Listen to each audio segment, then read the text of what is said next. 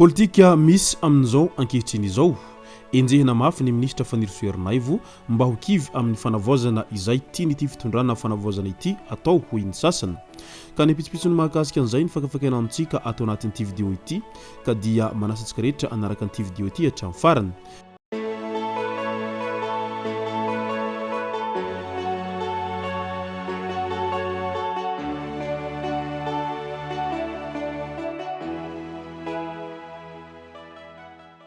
Ny tonga tsy miaraba hono namantesitra ka dia faly miaraba isika rehetra mpanaraka tsy tabaka an'ity chaîne ity tenako amin'ity androandroany ity arakin'izay efa natsipiko zahay dia ny mahakasika ny raharaha ministra ny fitsarana amin'izao ankehitriny izao no tena iompanantsika atao anatin'ity vidéo ity ka andao ara ho resantsika izany rehetra izany. Ny ministra fanirisoerinaivo no nantsonina ministra bulldozer no ireo ezaka izay vitany. Faly ny vahoaka raha manao ny asany ampahitsiana izy ary tsy misangy amin'ireo izay zatra manao gaboraraka na ireo olona izay lazaina fa trondro vaventy fa trongisiny avokoa. Anisan'izany andriamatoa General Sara Ravalomanana, Irina Rakotomanga, député Nevra Oldin, ny ministra Marie Michel sy ny maro hafa. Romotra araka izany ireo mpanohana fitondrana volomboasary ka manao fomba rehetra mba hankahalany vahoaka an'ity ministra ity. Noforonina fa tsy any amponja intsony andriamatoa Valérie Ramonjavelo ilay ministra ny fitaterana teo aloha nolazaina fa nanome vola miliara maro any ministra ny fitsarana ka nivoaka vaovao diso izay nininana ely izany fa mbola ao amponja ny avaradrandro andriamatoa ministra teo aloha ary manameloka ny fanelezana tsaha momba azy ity ministra ity nambarany fa voahaja ny zo mahaolona azy izay ao amponjao. Betsaka ny resaka mifamaofao amin'izao fa indrindra anatin'ny fiomanana fankalazana eny amin'ny 20 Jona izao ka tokony ho samy malina sy hamakafaka amin'ny ireo karazana vaovao diso hoentina anakorotanana ny saim-bahoaka isika amin'izao ankehitriny izao hoy ny mpanara-baovao.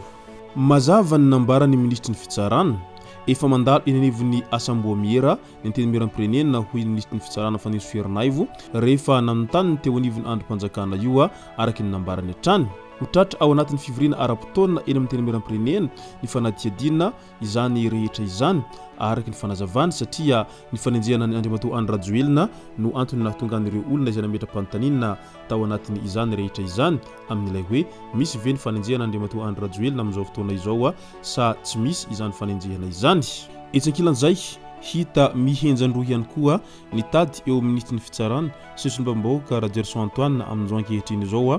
taoriany ilay fanesorana ny minité parlementaire ny andriamatoa Rajerson Antoine izay mba ahafahana manenjika azy sy mba ahafahana manadihady azy ara-pitsarana manoloana an'ireo raharaha izay mahavoasaringotra azy amin'izao ankehitriny izao satria araky ny nambarany ministra ny fitsarana hatrany dia ny resaka famotsimbola no tena antony iray lehibe izay hanenjehana an'ity sombam-bahoaka Rajerson Antoine ity amin'izao fotoana izao. Eo ihany koa ny resaka fanakorotanana sy fikasana hanongana fitondrana amin'izao ankehitriny izao hoy ny nambarany hatrany ka raha toa ka mbola navela taminy izay immunité parlementaire izay mantsy dia ho sarotra ny hidirana amin'izay fanadihadiana ny mahakasika azy izay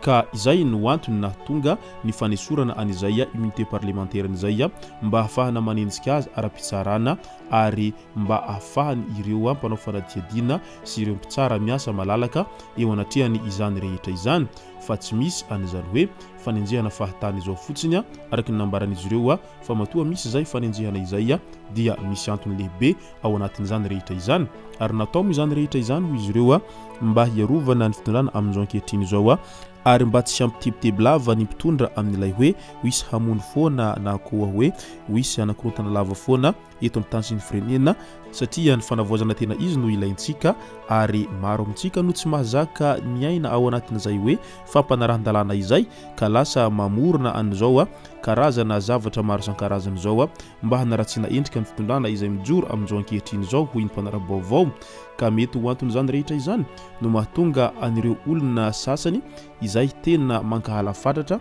ny fitondrana fanavaozana amin'izao ankehitriny izao satria efa maro mo ireo izay azo lazaina fa trondro vaventy izay nadoboka amponja amin'izao ankehitriny izao nanomboka ny fandraisana ny fitondrany ireo eo anivon'ny fanavaozana izay ka mety ho antony izany rehetra izany avokoa no mahatonga izy ireo manao fanambarana etsero izay ary manenjika mafy ny fitondrana izay mijoro amin'izao ankehitriny izao izay andao aneo arantsika ny sombosombony amin'ny horonam-peo any Ramatoa ministry ny fitsarana raha nitondra ny fanazavany manoloana an'izany rehetra izany izy tao anatiny izay tavatava nataony tamin'ireo mpanao gazety tamin'iny herinandro laza teo iny izay no mahatonga an'izay fangatahana ary izay dia tena nandefa an'izay fangatahana izay ary marigo fa tsy ny fanehoan-kevitra nataony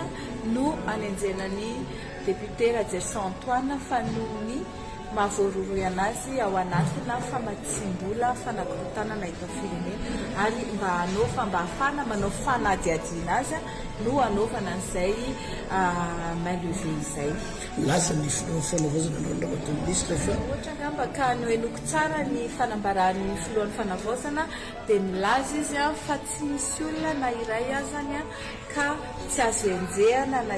inona zany ny toerana misy azy raha ohatra ka voaroroina anaovana fanadiadiana ao anatina fanakorontanana ny fitondrana izany dia zavatra iray hafa ny mikasika ny hoe fanapahan-kevitra andraisy ny HCC ve no anenjenona tsy no izay mihitsy ny arina izay koa raha tsy manenjika olona noho ny fanapahan-kevitra raisiny fa ny fandikan-dalàna izay mety ataony ny olona anankiray na membre ny HCC na député na izy na aviaizany feviny no anokafana fanadiadiana amin'ny olona ray sy mety anenjehana araka ny tandreo zao moa zany dia ataon'ivony tena mirapirenena tena fa miatrika fivoriana ny anano tiakoresahana fotsiny anatin'izay zay fiparitahany feo mandeha any sy zay fahamarinany le izy matory no mivoaka dia misy antony ary mety misy manana fahamarinany tokoa reny any ambadika any satria arakaraka izay izay nitranga teo aloha dia mivoaka salambreny daholo dia nisy ny fisambolana rehefa avy eo nisy ihany koa ny famoahana fanalana an'ilay immunité rehefa avy eo zany hoe tsy azo ataontsika ambany zavatra zany ny zavatra sahala amin'izany fa ny tiakoresahana amintsika fotsiny andro any dia ny hoe nanao démarche légale ntsika zany hoe nametraka requête tena anivon'ny HCC tsy fahotana zany tena tsy fahotana zany fa tena ara-dalàna tanteraka mihitsy izany ary izay dingan'izay no narahaka ao anatin'izay dia efa fantatritsika hoe misy ny fandotoana mandeha ny amin'ny tambazotra eny hoe nandray azao tamin'izao olona mbola tsy hita faritry fotokakory zany olona zany dia lasa mamerina mampatsiahy indray an'ilay fanaovana ataontsika hoe fomba fanao politika teo aloha zany izay tsy mety ary efa hidivantsika foana satria raha mijery ny ahmo maro zao tsika mandeha nahazo indray taratasy avy any amin'ny ministère ny finance sika tany amin'ny DGI karazana contrôle inopinion indray tokavany zareo tao hijery makasika netra zavatra ohatra zany efa nitaraina tsika teo aloha maninona rehetra mba mivoaka rehetrarehetra raha dia fasina taratasy ohatr'izany daholo maninona tsika rehefa nametraka reo kety dia amoahana zavatra sahala amin'izany ny olona rehetra ve zany tsy maintsy hitovy hevitra aminareo daholo fahotana ve raha nyteny izahay hatrany amin'ny hoe ilay resaka ka izay sy zay no masaka azona roso tao anatin'izany rehetra izany izay ihany koa no fanazavana izay ny hoenty minitry ny fitsarana manoloana an'izay resaka miely etseroa izay amin'ny fanaratsiana endrika ny fitondrana izay mijoro amin'izao ankehitriny izao